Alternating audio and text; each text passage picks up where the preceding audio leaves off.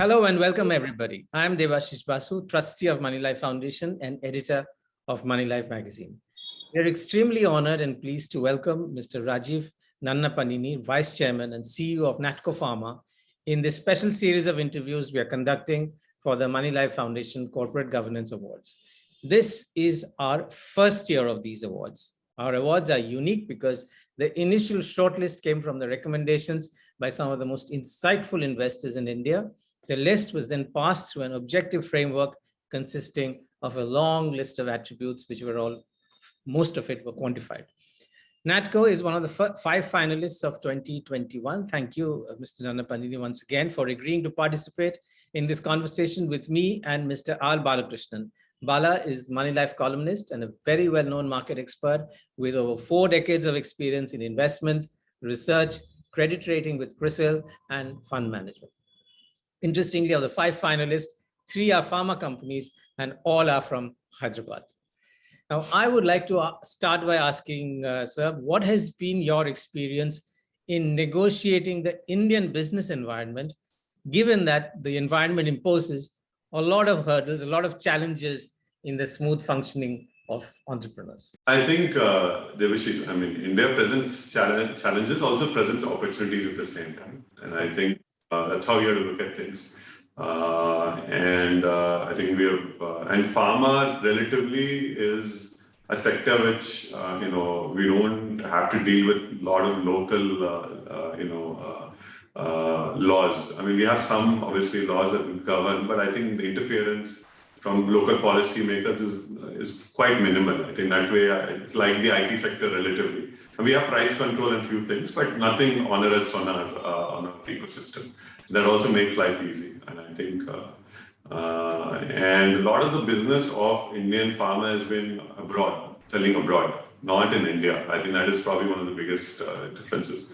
And and these are probably the main reasons why I think pharma has done relatively well, especially in the generics business. India is one of the top suppliers of generics in the world today. And also it comes from obviously the entrepreneurship, the skill level of people available, the commitment, and the ecosystem, of course. And also, it's more of a global business. So I think you have a globalized vision to do the way you do things. So I think these are primary factors, which has brought about success in the pharma industry. Sir, I would like to just go back a little bit in time. I think your father started this company in around 81. That's what I yes, 81 was founded. 83 was the first time we produced a product. Yes. Right. So since then, and you've been listed for a long time, there were 2 companies, then they got merged. And I just want to understand that for such a long time, you have maintained yourself away from any kind of corporate governance or controversies which normally dog companies in this kind of a span. So is that a result of a specific focus, or is that because of the DNA which has been built into the company? This is what I would just like to initiate the dialogue discussion on. I think, Mr. Bala, I think broadly, if you look at the history of the company, we went through everything an entrepreneur can go through. We got a lot of things right, we got a lot of things wrong. And we followed our stock also. We have done well as a stock in the last 10, 12 years. I think the success of the company has been fairly significant in the last 10, 12 years. Otherwise, we've been a small cap below 500 crore market cap for almost for many years. So I think life is the biggest learner. I think that's what I believe. I think whatever possibly can go wrong has gone wrong with us in the journey of 39 years we've been around. I think you learn a lot of things in life through experience. I think that's probably the biggest learner more than anything else. We as you said, we've been listed since the 90s. We diversified into sectors which were non-pharma in the past. We had, and none of those diversifications worked. So I think in the end, we had a lot of debt in the balance sheet. And then slowly, over a period of time, we paid all of this debt off and decided to stay focused in pharma because none of the other diversification worked. And I think we went through the learning curve. I think that's probably the biggest thing. I think at the end of the day, we're all human. I think we're all, make judgments, and sometimes you get them right, sometimes you get them wrong. I think that's the best way I can answer that question. Normally, and I think Natco, means your father and yourself are very famous for saying that medicine must be affordable to all. Right. And I think the company has followed that through and through, is what I can see, and it spread into a lot of charitable activities from the company as well as from the family. Now, you've also taken on compulsory licensing and made it a success, I would say, which I think a lot of Indians should be grateful for. So how is it that, is that the core focus of Natco and yourself, sir? Mr. Bala, I think broadly, the success of the company, in my view, has been the fact that we are able to focus on affordability. I think that has always been the core philosophy, and the success in the last few years that we have enjoyed is driven by that. And I think we obviously want to make profits. I think that obviously drives the vision of the business. I think any business has to be profitable to bring about social change.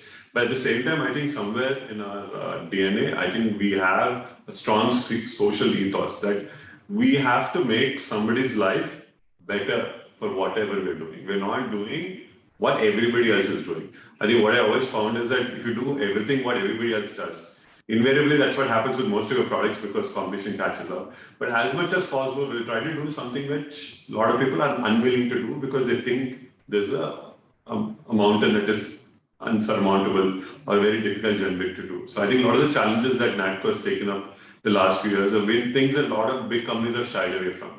Doing, patent litigation or compulsory license, because a lot of people don't want to do it because they feel that somebody will get offended or multinational will get offended and will affect their global business, or do complex generics that people think, oh, these are too difficult, we'll never get them approved. I think we have shown that if you persist with a strategy, you might struggle initially, you might get some of them wrong initially, but like everything else, just you won't get everything right the first time. I mean, you'll do it, and then you keep at it, and then you re-strategize, go back to the drawing board and keep at it, and then you get success. And I think the biggest success for Natco has been that we're willing to try different things and willing to fail. I think that's one of the biggest, I believe, the building blocks of success is the ability to fail and go back, reflect, again, come back again. And I think it never is, a single day and then you have a bad day and then your life is finished. I mean, it's never like that. I think you got to keep at it, you got to re-strategize, come back, and that is probably one of the biggest things. And I think our ability to do difficult things, have a social agenda, in addition to obviously run a successful business which is profitable. I think all of them are tied together in our philosophy of doing business. So in this journey of yours, would you be able to tell us at least one incident which has made a deep impression on you? Either way, I'm leaving that to you. But some story, some incident which you think, your mind goes back to it again and again, and it's been very, very important in your life. There's one incident that always comes back. I always remember that story, and that keeps me going sometimes whenever we don't do so well in some of our products, in litigation. Sometimes they work, sometimes they don't. So I think there was this gentleman, we launched one of our first generics of Gleevec, which is a very famous court case, which is used for chronic myeloid leukemia of Novartis, which we litigated to the Supreme Court and we won. And so this was launched in 2003. And so that changed Natco as a company. Until then, we were a struggling company. And I think when we launched this product, this brand did very well. And this helped establish Natco as a company and also a force in the oncology business. And so at that time, the product was like 1,20,000 in 2003, which is nearly 20 years ago, which is a lot of money today. And it's also a lot of money 20 years ago. And I think we launched it around 18,000. Finally, we launched it around 4,000 or 5,000 net to the patient. There was a particular sand supplier who was a contractor who was 22 or 23 and he got this particular disease. And if you take this tablet, you can live for a very long time.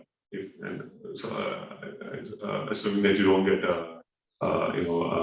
resistance. So and this guy couldn't afford 1,20,000. So I think he started buying our product, and then he lived, and then subsequently got married. He had a child, and then we had a 10-year anniversary, which was 10 years after that, 2013.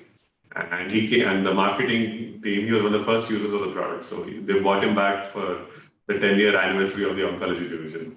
And he told a very interesting story. I thought I will die in 6 months, which is the prognosis of the patient if he doesn't take the pill. I've lived and I've survived. I got married, I'm alive. And maybe had tears in the eyes when he explained. Also, it's very emotional. I think somebody struck a chord. Then I said, okay, fine. That's so much impact we have played in somebody's life. And I think this is not worth it, then I don't know what it is, at the end of the day.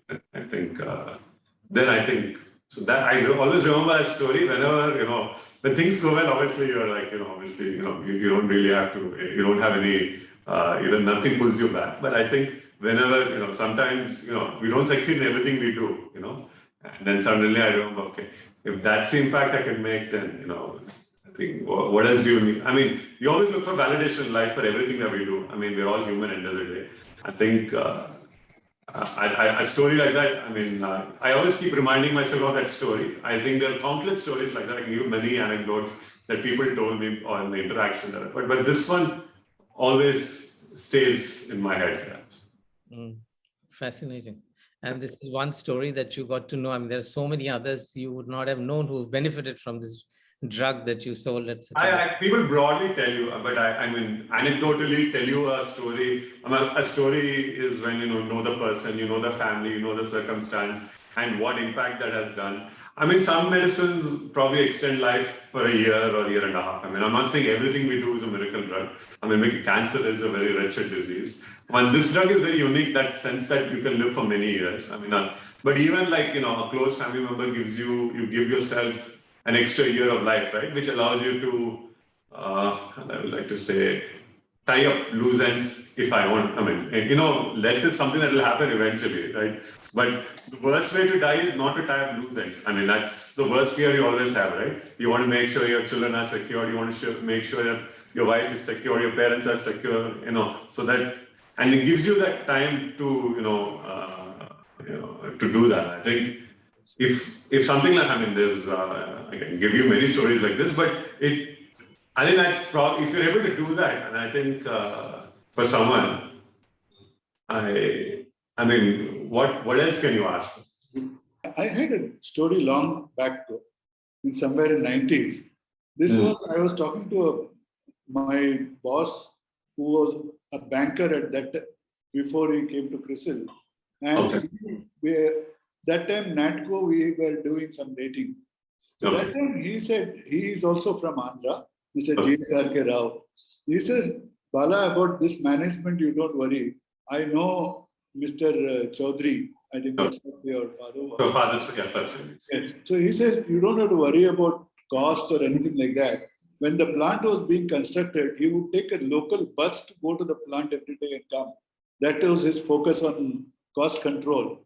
So is that a true anecdote, and are there more such stories about your father you would like to just hear? I think when we started off, obviously, obviously we started off with a humble beginning. So I think initially, yes, I think when the plant was being built, he would go in that manner. But obviously, as things get better, obviously, mode of transportation changes. But that's how the company was started, yes. And that's absolutely correct. The anecdote is correct. And how much is his involvement in business today, or he's left it to you and your team? And no, he has some pet projects, R&D projects that he's very passionate about, that he drives. General operations, he has left it to me. I think he has left it to me clearly, but for his big strategic decisions, and again, I have to go back to him and take his, we discuss and take his counsel. But the general business decisions are left. Which brings me to the role of the independent directors in the board. How important is this, and how relevant are they in your business is what I would like to. I think Mr. Bala, I think we have very deliberately tried to keep, end of the day, family-run businesses, ability to take risk, True. and to think, 7-10 years ahead of time is something that you won't get necessarily in a professionally run company. We like to say that we like to professionalize our management and all. I think a lot of if you leave out me and my father, there's practically no family member in our business, even, direct relatives, indirect relatives. I think in that sense, we kept it fairly professional.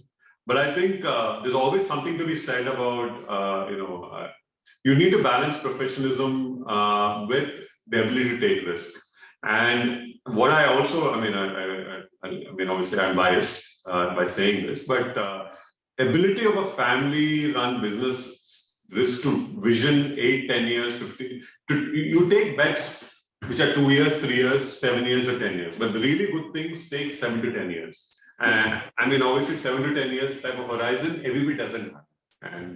And I think even as much as I would like to say fund managers claim that they do, but I can honestly tell you I've met enough of them and enough of them have invested in my company. They don't stay that long because that sort of time horizon is not it's not possible for professional reasons.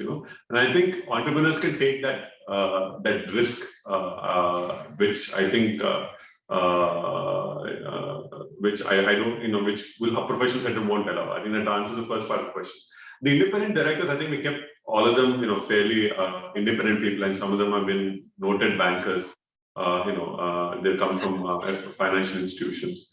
So I think that allowed the level of governance is quite good. I think they challenge us on every decision that we make, and also in terms of reporting transactions. And I think the amount of clarity that we give in articulation in our business. See, a lot of these things that we do, you have to articulate what you're doing and what your intention is. I think a lot of it is sometimes, I don't think, a lot of challenges that people face is to do with the fact that they're not documenting it and saying it the way it is. I think once you start saying that, I think a lot of people will accept the decisions that you make as long as you've kept the larger interest of the company in mind. And I think once you get that space, and I think even in our conference calls, we are very candid about things are working when things are not working. Sometimes people tell me I'm too brutally frank. When somebody comes and says, Rajiv, do you believe that this product is going to be a blockbuster for you? And I'll just come around and say, no, it's not going to be a blockbuster. It's going to be, it's a disaster. In fact, you are, mistaken. Something like that. I think a lot of this sort of candidness you don't usually get from a lot of people. If such a question says, yes, we see some opportunity, and they'll just let it slide. And to come and say that what you're measuring, you're assuming that this product will work for you, and you're valuing the stock on that. And I actually come and say, you know what, you have 5 beliefs, those 2 of those beliefs are wrong, only 3 are right. So I think we kind of come out, but initially it's a little hard for a lot of people. I think we get, I get criticized many times for that. I come and say, you know what, don't judge me on a quarterly basis. These are the jackpots I'm filing. If that happens, my earnings will turn. Otherwise, we're going to have a fairly, dull year. And when, a lot of people don't want to say that, and I think a lot of people run away from saying that. I don't run away from saying that. I think that's what it is. I kept at it for many years. Initially, it was very hard. Then a lot of mutual funds would come and say, oh, no, we can't invest in your company. We have, NAVs that we have to watch for. And I get judged on a quarterly basis. And this is not the stock. So that is your wish. End of the day, I'm telling you what we are doing. But, end of the day, no, we can't take a position. People have brutally told me on my face, we can't take a position in your company. I said, that's fine, but I'm telling you what it is. And I think that's what works for us. And I think that's what set us apart. And so there's no pressure from the Q on Q syndrome for you. I believe I do feel the pressure. I'm not saying I don't feel the pressure. I think at the end of the day, I am also human. I do feel the pressure, but I try to be factual about the situation as much as I can. But obviously, nobody likes not growing. Nobody likes low profit growth or negative profit growth. But I mean, in that sense, obviously we feel the pressure. I always challenge myself to see what, how I can push myself to do what it has to be done. But at the same time, we're also very clear about articulating our business philosophy. So these are the big things that we're working on. And if these work, then you'll see a run on the good jump in the earnings. But if it doesn't work, then you're going to go through a few quarters where we don't have anything. I think we do say that, and I think now I think people have got used to that normal, that normality has been understood. But every firm goes through that, and I think it's just that sometimes it's better to say it before people kind of catch on eventually. I think in the end, with time, everything unravels. I think you can't really hide anything. So there is this now over the years, a pretty formal structure of corporate governance that has evolved, mandated by SEBI. There have been multiple committees and there are do's and don'ts and so on and so forth. What are your thoughts about these? I mean, do they lead to better governance? Is that something that that's too hard to follow or too senseless, sensible? What are your thoughts? I think all of them are with good intentions, Devashish. I think I'm not finding them that difficult to follow. I think there are a lot of rules, so sometimes the compliance burden just becomes too much to handle. I think the company secretary group and the finance CFO has a lot of compliances to watch out for. So we need a lot of, we need to be up to date with everything. I think we do a reasonable job, but it is sometimes, it's a challenge to meet up with these standards. But I think most well-known public companies have reasonable amount of corporate governance, and I think we do reasonably well. I think if I compare ourselves with other peers globally, I would say that I think we do a reasonable level of standard. I think even compared to Western firms, I would actually make an argument. It's not a very popular argument. I'll make it anyway, but actually our standards are even sometimes better than a lot of Western firms. And I think the way we do our accounting and how we represent our earnings and how we represent our risks, I think we're far more truthful and far more honest, and our disclosures are much better. People don't think that way, but honestly, I think that's the actual fact. In fact, it applies to our market structure as well. The kind of rules and regulations that are there in the secondary market trading, our DMAT system came up much faster than theirs. The online trading, the entire market infrastructure of India today, as well as the payment system, that's far better than what America has to. The other question I had was on CSR, which is mandated and which came about in 2013 after the previous government got in and the new government has continued. What are your thoughts on that? Is that the best way to go about it? Would you have liked something else? No, I think we are happy with, and we always did more than what CSR law ever envisaged. So we were always doing it all along. I think we always had a strong social connect. I think you've probably seen our annual reports. We have done a lot of good social programs. I mean, schools we run in rural areas. I think we built a cancer hospital in Guntur in Andhra Pradesh in the government hospital premises where it is being, treatment is done for free. And so I think that sense, I think we always had that ethos. It was never I think the bill is only formalizing what we always done all along. I think it was never an impediment of anything. It only we're more than happy to do what. And in fact, if there's a gap, we have also given our own personal money and bridge the gap so that we could achieve the social goals that we always want. But there is a cost of compliance because it's mandatory today. I mean, left to you, probably you would have been more creative. You would have done it differently or better, or So no, not really. We are always doing it, Devashish. I think it was never a challenge for us to. Right. So we're always doing it, and we're just continuing to do what we always did. And I think we're just documenting it for the purposes of the law, the compliance standards. But this is something that we're very comfortable doing it. We always did it, and we'll continue to do. I think it was never to answer your question, there's not an onerous thing for us. It comes quite as part of our business ethos. No, I think I have covered the field. I just want one curiosity question. Yes. You were with Merrill Lynch at some point in time, sir? After I graduated from college, I studied in the US undergrad. So I had a job for a year. Right after college, I took the first job that I came got. So I worked I worked in a retirement benefit account of Merrill Lynch division. So okay. As an entry-level employee. So not in the investment banking side. It was not investment banking. It was actually there's something called 401k plans in the US. Yes, correct. These are all retirement funds of employees. So I was assigned in a call center which managed these accounts. So then you had to write something called Series 7, Series 63, if I remember the exams. And then you had to pass those exams, which allows you to trade on a. You're out of college, you want to do any job. So I think that was the first job I worked. And I was always very interested in stocks. So I was very keen. So my basic degree is economics and history. It's not science. So I was very keen on stock market and all. So I have a fair understanding of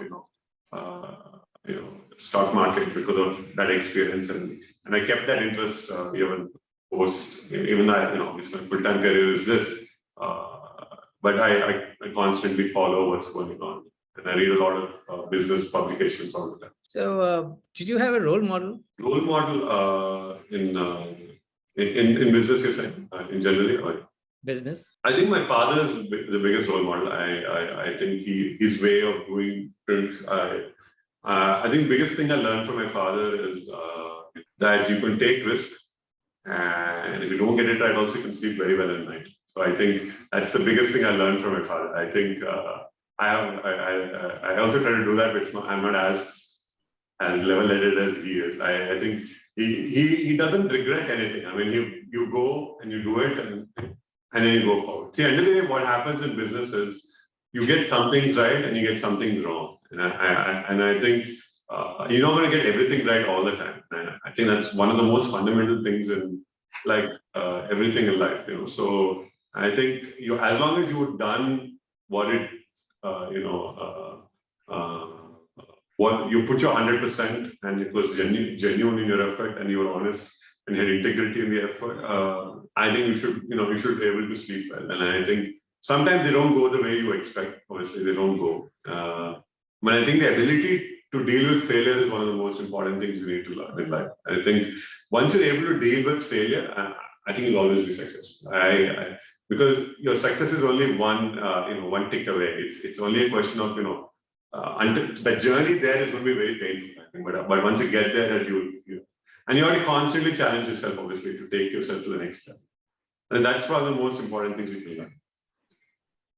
And any sort of company that you really admire as a model of excellence that you would like to reach? I think I know Mr. Sangvi very well, so I'm slightly biased in that sense. And I think what business he has built is something that I always admire. And I think focusing on value, focusing on niche business, I think he's probably, a lot of people admire him. One among many. I personally have a lot of admiration for what he has done with Sun and where he has taken it. And it's one of the companies that I come to. Are you open to, what's your view on acquiring companies?